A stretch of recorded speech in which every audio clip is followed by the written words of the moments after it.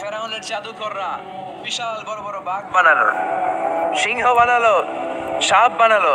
মুসা আলাইহিস সালাম দেখে ভড়কে গেলেন, ভয় পেয়ে গেলেন। আল্লাহ বললেন, মুসা ভয় নাই, তোমার লাঠিটা খালি ফেলো। কি ফেলো?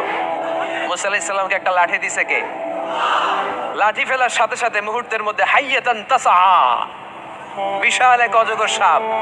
এই বিশাল অজগর সাপ ফেরাউনের জাদুকরদের বানানো সব বাঘ, ভাল্লুক, সিংহ আর সাপগুলো রেখে বিশাল ফানা ধরে আছে। আর সাপ বলতে শুরু করেছে, আর কি আছে নিয়ে আয়। সুবহানাল্লাহ কইতে পারলেন না? এই দৃশ্য দেখার সাথে সাথে ফেরাউনের রাজপ্রাসাদের সামনে যতগুলো জাদুকর ছিল, কোরআন বলে ফাউলকিয়াস সাহারাতু সাজিদিন।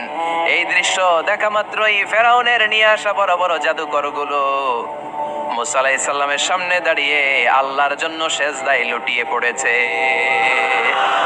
ফাউলকিয়াস সাহারাতু সাজিদিন, সেজদায় লুটিয়ে পড়ে ঘোষণা দিল, আমি ফেরাউনরে মানি না, আমি কোন নাস্তিককে মানি না, আমি মুসার রব, হারুনের রব, বনি ইসরাইলের রব, আল্লাহর জন্য সেজদায় লুটিয়ে পড়লাম। চিল্লায় পড়ে আল্লাহু আকবার। মুহূর্তেই এক সেজদার কারণে তাদের নসিবে হেদায়েত দিয়ে দিয়েছে কে? নবীদের মধ্যে সবচাইতে জবরদস্ত পয়গম্বর ছিলেন মুসা আলাইহিস সালাম।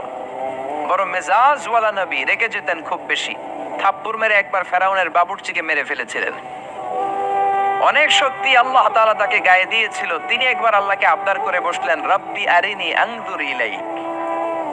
আল্লাহ, আপনি বলেছেন আপনারা দেখা যায় না, কিন্তু আমি দেখতে চাই। আমি কি করতে চাই? জোরে বলেন। আল্লাহ বললেন, লান তারানি, never you can see me, you can see me, তুমি আমাকে দেখতে পাবে না, কারণ আমাকে দেখা যায় না। সাইয়েদনা মুসা বললেন, আমি দেখতে চাই। আল্লাহ বললেন, দেখা যায় না। মুসা বলে, দেখতে চাই। আল্লাহ বললেন, দেখা যায় না। মুসা আলাইহিস সালাম বললেন, কথা বলেন না কেন? আল্লাহ বললেন, মুসা বললেন, আল্লাহ বললেন, মুসা বলে দেখতে চায়, আল্লাহ বলে দেখা যায় না।